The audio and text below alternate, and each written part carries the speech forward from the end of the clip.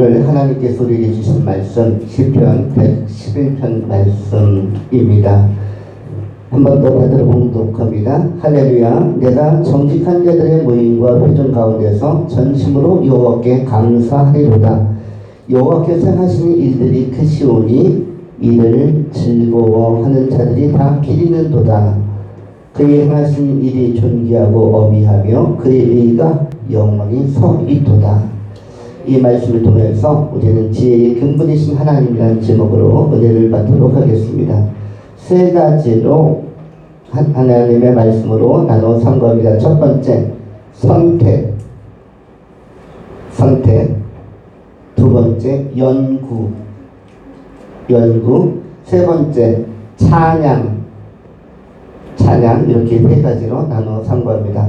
먼저 생각하는 것은 선택에 관한 내용입니다. 1절 말씀, 할렐루야. 내가 정직한 자들의 모임과 회중 가운데에서 전심으로 여호와께 감사하리로다. 이렇게 나와 있는데, 정직한 자들의 그 다음에 뭐라고 되어 있죠? 모임이라고 되어 있고 그 다음에 회중이라고 되어 있습니다. 모임과 회중. 여러분, 여기에 나오는 모임은 하나님께서 친히 기회 주셔서 설득하셔서 초청장을 발부해서 오게 된 모임입니다. 그래서 이 모임이라는 것은 보통 모임이 아니라 진리를 추구하는 모임, 그리고 영적으로 생명력이 깊은 모임, 그리고 은혜와 말씀이 있는 모임. 그래서 이 모임은 일반인들이 들어올 수 없는, 일반인들에게는 혜택이 주어지지 않는 거룩한 모임, 건강한 모임, 구별된 모임을 의미합니다. 가치 있는 모임을 의미합니다. 그 모임, 한문으로는 그냥 모일 회자를 씁니다. 모임과 그 다음에 회중이라고 했는데, 회중은 뭐냐면 오늘날로 얘기하면 예배 공동체를 의미합니다. 예배 공동체. 구약시대에도 율법의 시대에도 이 공회가 있었는데, 이렇게 모이는, 성전에 모이는, 예루살렘 성전에 모이고 또 말씀을 듣기 위하여 선지자들 앞에 모이고 모이는 회중, 이것이 바로 본문에 나타난 선택된 자들의 모임을 이야기하는 것입니다. 그 모임 가운데 있는 자들은 전심으로 여호와께 뭐뭐하라고 말씀하고 있습니까? 감사하라. 하나님께 부름받았다는 것, 초청받았다는 것은 굉장히 복된 일이고, 선택받았다는 것도 굉장히 행복한 일입니다. 여러분이 지산에서 교회에 나오는 것도 굉장히 복되고 행복한 일입니다. 그런데 여러분들이 교회에 나올 뿐만 아니라 신앙생활 잘해서 믿음이 잘 생기고, 여러분이 물과 성령으로 거듭나서 속 사람이 새 사람이 되어서 하나님께 인정한 사람이 되어서 천국에 진짜 들어가면, 천국에 다 들어가면 거기 가면 더 거룩한 모임이 있습니다. 우리 한국에서만 예수 믿는 사람들은 아니고, 아시아에서, 아프리카에서, 유럽에서, 남미에서, 북미에서, 저 도서 섬에서, 북한에서 하나님께 선택된 사람들이 그 모임에 다 들어옵니다. 천국의 모임에 다 들어옵니다. 그때 여러분 자신이 그 천국에 들어가 있으면 얼마나 영광스럽고 즐거운 일이겠습니까? 그런데 이것은 하루아침에 되는 것이 아니라 평소의 삶의 과정 속에서 초청장이 부여되는 것입니다. 초청장은 대부분 나와 관계가 있는 사람들을 통해서 전도란 형태로 초청장이 발부가 되는 것입니다. 누군가가 복음을 전하거나 교회를 가자고 하거나 예배를 드려보자고 하거나 이런 것들이 전부 다 뭡니까? 이것이 하나님의 선택 안에 있는 사람들 안에서 발생하는 초청장, 거룩하고 그리고 공신력 있고 위력이 큰 초청장들인 것입니다. 그런 측면에서 바울은 여러분들을 고린도서에서 뭐라고 표현합니까? 그리스도의 편지라고 말씀하는 것입니다. 편지라고 왜 표현했습니까? 편지에는 메시지가 있습니다. 내용이 있습니다. 전달하려고 하는 어떤 의사의 표시가 편지 안에 담겨 있습니다. 그 편지를 사람을 통해서, 여러분의 친인척을 통해서나 친구를 통해서나 아니면 이웃을 통해서나 선후배를 통해서나 이렇게 전달하는 것입니다. 저도 이틀 전에 굉장히 오랫동안 저랑 친하게 지냈던, 그런데 40년 동안 만난 일이 없는 친구에게 갑자기 문자가 왔어요. 청년 시절 이후에 만난 일이 없는데 예, 이 친구는 어쨌든 그 뛰어난 사람은 아니었는데, 그런데 굉장한 노력파입니다. 그래서 학부는 저 대전 쪽에 있는 모건대를 나왔는데, 대학원은 홍익대를 또 도전했어요. 무엇으로 도전했냐? 미술 중에 산업미술로 도전했습니다. 그러더니 졸업하고 일반인들은 다 취직하고 뭐 디자인 회사나 여러 그 의류를 만드는 회사나 이런 데로 갔는데, 이 친구만 다시 대전에 있는 모건대로 또 갔어요. 그러면서 박사과정을 지원했습니다. 그리고 친구들은 그렇게 주목받지 않았던 친구였기 때문에 별로 염두에 두지 않았는데, 어느 날 딱 이 평범했던 친구가 교수로 임명이 돼서 모건대에서 자리를 잘 잡았다는 이야기가 들려오기 시작했습니다. 그리고 나서 굉장히 오랫동안 근속해가지고 이제 명예롭게 이제 얼마 후에는 교직을 이제 마치고, 그 다음은 무엇을 해야 될까 생각하다가 떠오르는 사람이 누구를 한번 만나서 이야기 들어보고 싶다고 했는데, 그게 누구였을까요? 바로 저였대요. 어릴 때 엄청나게 그 아이가 보기에는 총명한 사람, 매우 탁월하다고 생각했던 친구가 있었는데, 다른 사람은 다 만나봤는데 40년 동안 만나보지 못한 한 사람이 있는데, 근데 제가 목사님이 되었다는 이야기를 듣고 제 전화번호를 계속 수소문했대요, 친구들에게. 근데 아는 친구가 거의 없고, 이렇게 전화번호를 알아내도 옛날 번호였고, 그랬다가 한 이틀 전에 카톡을 통해서 연락이 왔습니다. 그래서 시간 되면 한번 만나겠다라고 제가 답을 주었는데, 그래서 통화가 되었습니다. 꼭 통화를 해보고 싶대요. 그래서 통화를 했는데, 그런데 목소리 딱 듣자마자 진짜 목사님의 목소리구나 라고 음성이 바뀌었다. 저는 제가 바뀐 것으로 생각하지 않고 똑같다고 생각하는데, 딱 듣자마자 그냥 목사님이네 이런 느낌이 든다는 거예요. 그래, 맞아, 목사님 맞고, 나 같은 사람도 목사님이 될 수 있나 봐. 어쨌든 하나님께서는 평범했던 친구도 잘 쓰셨고, 그리고 조금 출발은 잘했지만 또 하나의 평범한 사람은 좀 낮춰서 또 끝까지 쓰시고 계시고, 그래서 오랜만에 친구 간에 이렇게 그 통화로 교제가 있었습니다. 그런데 하나님께서는 모든 사람에게 기회를 주시는데, 모건대 하면 제가 생각하니까 여기에도 그 천대학교가 아닐까 하는 생각이 듭니다. 그러면은 아마 학생들과 함께 예배드릴 기회도 있었을 것 같고, 그래서 제가 청년 시절에는 복음을 전해보긴 했었습니다. 그 집에 가서 하룻밤 묵으면서 밤새도록 복음을 설명한 일이 있었는데, 당시에는 이 친구가 받아들이지 못한 것 같았어요. 근데 세월이 지나서 제가 그 당시에 제일 그 친구네 집에 가면서 겁냈던 것이 있었습니다. 이 친구가 나를 만나면 꼭 술을 먹자고 벌할 것 같은데, 그때 20대 아마 군대 갔다 왔거나 그 어간이었는데, 나 큰일 났다, 나는 술을 다 끊었는데 술을 먹자 그러면 어떡하지? 하룻밤을 같이 지내고 같이 자기로 했는데, 많이 이야기하기로 했는데 큰일 났다. 이 친구는 나에게 권할 것 같은데, 막 겁내면서 막 기도했습니다. 기도하면서 찾아갔어요, 그 집을. 그런데 뜻밖에도 커피를 한 잔 타서 내오더라고요. 그러면서 친구야 반갑다. 근데 내가 오늘 너에게 할 말이 있다. 내가 술, 담배를 다 끊었어. 나 옛날에 그 사람이 아니고 술, 담배를 다 끊었어. 이렇게 얘기하는 거예요. 그러면 너 혹시 교회를 다니니? 했는데 교회는 아직 안 다닌대요. 근데 자기가 건강을 위해서 또 뭔가 좀 변화를 추구하고 싶어서 끊어야겠다는 생각이 들어서 군대 갔다 오면서 끊었다고 얘기하더라고요. 그래서 제가 너무 고마웠습니다.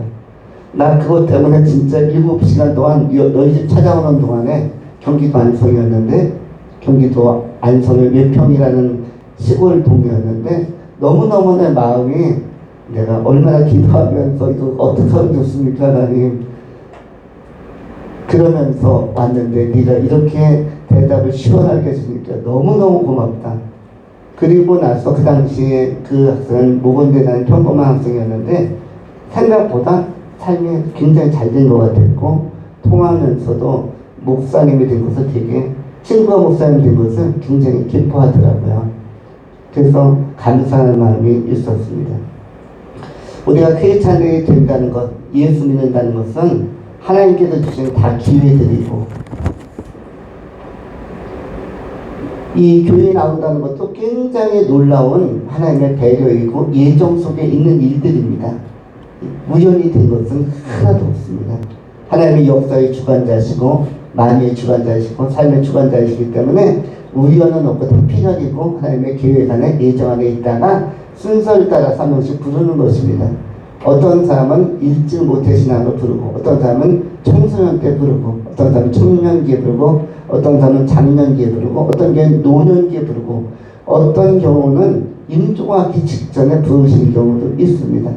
그러나 가능하면 일찍 기회 있을 때, 건강할 때 하나님 앞에 나오면 준비돼서 더 쓰임받고 주변 사람들에게 이 복음의 기회, 선택의 기회를 초청장을 또 우리가 전달할 수 있고, 그들의 편지로 기능하고 또 쓰임받을 수 있기 때문에 그런 조용하지만 멋진 사역에 참여할 수 있기 때문에 하나님 나라 확장이라는 이 위대한 하나님의 계획의 주역으로서, 주체로서 우리가 쓰임받을 수 있기 때문에, 그래서 복음을 잘 믿고 전달하고 우리가 표현하는 것은 굉장히 멋진 일이라고 할 수가 있습니다.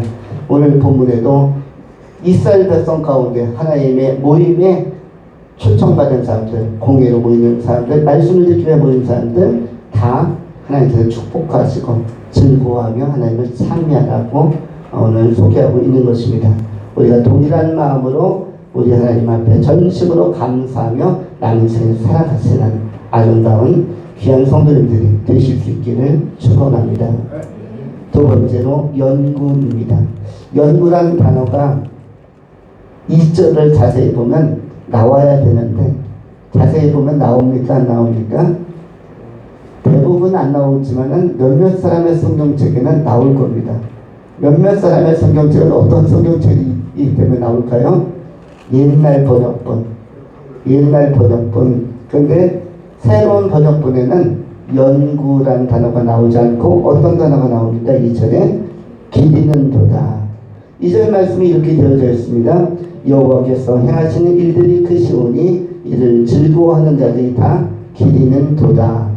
기리다는 단어는 한문으로 연구하다라는 단어입니다. 높이다 그리고 마음에 새겨두다라는 뜻입니다. 기념하다라는 뜻입니다. 이 기리는 도다는 히브리어로 다라시라는 단어를 씁니다. 다라시 하면은 이것이 마음에 새겨두다, 높이다, 기념하다. 이 다라시의 마음, 다라시가 바로 달리 표현하면 묵상하고 새기는 것입니다. 여러분들도 가치 있는 일들은 다시 회상하면서 마음에 새겨드는 일들이 있죠.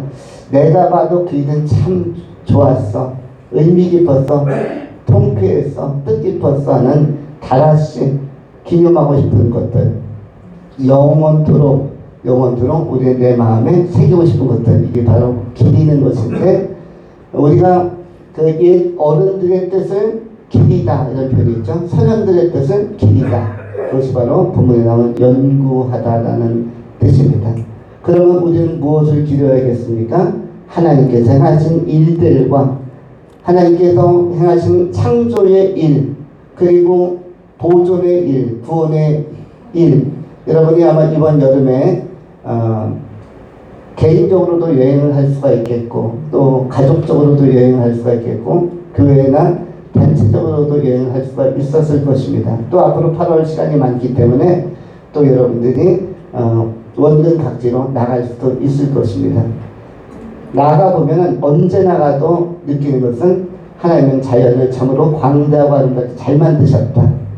이번에 동해바다를 보신 분들도 느꼈겠지만, 설악산을 보신 분들도 느꼈겠지만, 하나님은 언제 보아도 아름답게 하늘과 땅을 잘 만드셨고 창조하셨고 그 다음에 무엇도 잘하셨다?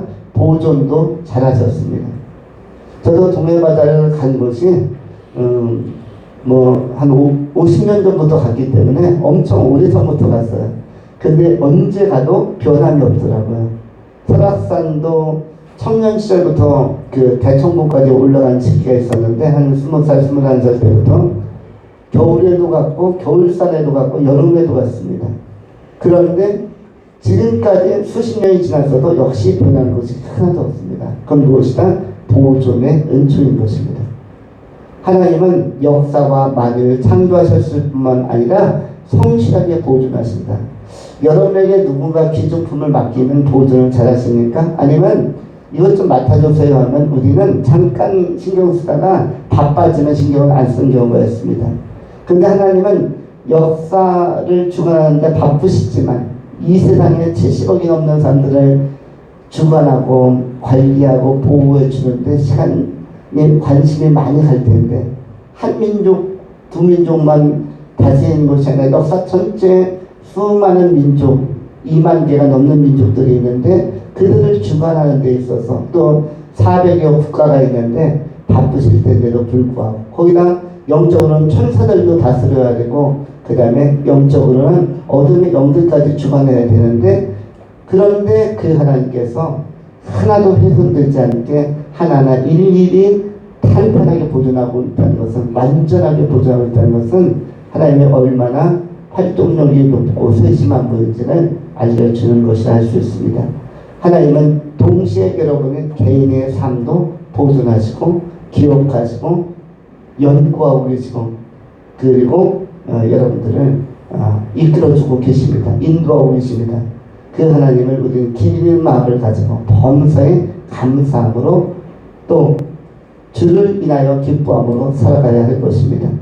주님과 동행할 뿐만 아니라 주님 앞에 감사를 표현하는 것은 하나님을 기쁘게 합니다. 우리도 살아가면서 틈틈이 하나님을 기쁘시게 해야 되는 이 언어와 고백이 꼭 필요한데 또 여러분이 어려울 때는 하나님 앞에 기도하고 좀 의지하는 것도 괜찮습니다. 기댈 언덕을 세상에선 찾기가 어렵습니다. 내가 누구한테 기대면 안정감을 찾을까? 누구한테 기대면 나를 이해해 줄까? 내가 부족하지만 연약하지만 나를 8% 이해해 줄 수 있는 사람이 누구일까? 세상에는 찾기가 쉽지 않습니다. 세상에는 찾기가 쉽지 않은데 하나님은 언제 기대도 다 충분히 쉬어갈 수 있도록 비빌 언덕이 되시는 분이시고 모든 사람들에게 어깨를 내어주시는 분입니다. 우리 하나님 앞에 적극적으로 나가시는 것, 믿음으로 나가시고 또 여러분의 입술로 기도로 찬미로 나가시는 것 꼭 필요합니다. 여러분의 긍정적인 사고와 긍정적인 언어를 가지고 하나님 힘들면 힘든 대로 도움이 필요하면 도움이 필요한 대로 고민이 있으면 있는 대로 감사할 것이 많으면 감사한 대로 언어를 표현하시면서 참여하면서 나아가신다면 하나님께서는 여러분에게 앞으로 더 선하게 더 결정적으로 더 크고 위대한 일들을 많이 베풀어 주실 것입니다. 우리의 인생은 앞으로도 창창하고 탄탄하고 그리고 열려져 있는 미래입니다. 앞으로 살아가는 시간 동안에 하나님을 더 경험하시고 하나님의 결정적 도움도 또 잔잔한 도움도 더 많이 다양하게 체험하면서 체험이 있는 믿음, 경험이 있는 믿음으로 여러분이 확신 있게 전진해 가실 수 있기를 축원합니다. 마지막 세 번째로 찬양에 관한 말씀입니다. 3절 말씀은 다음과 같습니다. 그의 행하시는 일이 존귀하고 어미하며 그의 의가 영원히 서 있도다. 하나님께서 행하신 일이 존귀하다. 가치가 있다. 또 하나님은 계획하신 것을 엄중하게 그리고 철저하게 정확하게 실행하시며 또 그분의 의로우심 하나님이 하신 일은 불의가 없기 때문에 신뢰할 만하고 또 기대할 만한 가치가 있는 것입니다. 우리의 미래 또 여러분 자신의 미래 저의 미래도 마찬가지입니다. 저도 마찬가지입니다. 목회자로서 제가 기대하는 것은 딱 한 가지 하나님입니다. 미래에 관하여 이 하나님의 행하실 일들이 많이 있다고 믿는 것입니다. 목사님들도 각 목사님들마다 미래에 대한 계획이 다 다릅니다. 어떤 분들은 조기 은퇴하는 사람도 있어요. 저보다 후배들이 더 조기 은퇴를 합니다. 아니 도대체 어떻게 살려고 벌써 은퇴를 하냐. 또 동기들도 은퇴 준비하는 분들도 있습니다. 또 다양하고 그 많은 분들이 미래에 대해서 어떤 사람들은 닫힌 미래로 뭐 하지? 내가 이제 뭐 하지? 또는 뭐를 하면서 먹고 살지? 이렇게 생각하는 분들도 있고 열어놓는 열린 미래로 미래를 개방하는 분들도 있습니다. 그런데 우리는 하나님 앞에 열린 미래로 하나님께서 나를 끝까지 책임지신다. 이것을 믿고 살아야만 합니다. 하나님은 왜 우리의 미래를 끝까지 책임지십니까? 그 증거들이 뭡니까? 모세는 120세까지 힘차게 세상 떠날 때까지 사명을 감당하고 일했던 사람이고 120세가 되었지만 여전히 강건한 몸을 가지고 있었고 여전히 밝은 표정을 가지고 있었고 광야 길을 40년 걸었어도 전혀 이상이 없었습니다. 또한 아브라함도 180세가 넘도록 살았지만 아브라함 역시 여전히 강건하였습니다. 또한 그보다 더 선배들 노아라든지 에녹이라든지 무드셀라 같은 선배들은 무려 960세가 넘도록 강건하게 살았습니다. 그럼 여러분의 나이는 몇 살입니까? 여러분의 연수는 아직 젊고 창창합니다. 우리 장로님이 91세인데 젊습니까? 이제 노쇠해야 되어서 한 발짝도 움직일 수가 없습니다. 우리 장로님 이번에도 여름설에 2박 3일 동안 아주 활발하게 모든 코스에 다 참여하시고 바닷물에 발목도 적시면서 내가 망가져서 뛰어들고 싶지만 내가 참는다. 왜 참는가 봤더니 상어한테 물릴까봐 참으신 것 같아요. 근데 동해바다는 다행히도 뭐가 없습니까? 동해바다 해안가에는 상어가 안 나타납니다. 왜 안 나타날까요? 여기는 경동 지역이라 태백산맥이 쏟아져서 이렇게 뚝뚝뚝 금방 깊어집니다. 어제도 사천해수욕장 약간 위쪽에서 맛진을 해수욕을 했는데 불과 20m밖에 안 됐는데 사람들이 푹푹 그 머리까지 들어갔어요. 10m만 가도 머리가 들어갑니다. 그건 뭐죠? 계속 절벽처럼 깊어진다는 걸 의미하죠. 그래서 부표가 떠있습니다. 20m 이상 더 나가지 말라. 거기서부터는 아무도 책임지지 않는다. 동시에 상어가 출몰할 수도 있다. 그런데 갯벌이 없다 보니까 모래만 있다 보니까 해초가 자라지 않습니다. 해초가 없으니까 플랑크톤이라든지 또 조그만 바다새우라든지 이런 어류들이 먹을 만한 식량들이 너무 없는 거예요. 모래밖에 없으니까. 그래서 동해바다는 깊은 바다 쪽으로 가야만 해초도 있고 거기 가야만 물고기들이 있으니까 상어가 또 고래가 그 깊은 바다에서만 수영을 합니다. 그러다 보니까 뭐가 발달이 잘 되냐면 해수욕장이 발달이 잘합니다. 상어가 안 나타나니까 공격하는 물고기들이 없으니까. 서해바다는 오히려 갯벌이 있어서 상어가 안 나타날 듯한데 가끔 해녀들을 공격하기도 한다는 소문을 듣기도 합니다. 그래서 서해바다도 좋은 바다이지만은 동해바다가 해수욕장은 더 많이 발달되고 또 물살도 거기가 더 깨끗한 것으로 그렇게 평가되고 있습니다. 어쨌든 장로님이 90세인데도 불구하고 2박 3일 거뜬히 소화하고 오늘도 청년 같은 모습으로 앞자리에서 얘기하고 있습니다. 뭐 같습니까? 청년 같습니까? 중년 같습니까? 나이를 알 수 없는 청년인지 장년인지 알 수 없는 분이 앞자리에서 다 얘기하고 있어요. 우리의 미래는 뭐마다 창창하다. 하나님께서 부르실 때까지 우리는 다 젊은이들입니다. 특별히 우리의 선배들과 생각하면 이 땅의 역사에 태어나서 6천년 전, 7천년부터 태어나서 얼마 전까지 살다가 세상 떠난 분들이 보면 다 우리는 다 후배들이고 다 막내들입니다. 우리의 미래는 아직 밝고 열려 있습니다. 우리가 영적으로 젊은이라는 생각을 하면서 하나님은 나를 계속 쓰실 것이다. 어떻게든 쓰실 것이다.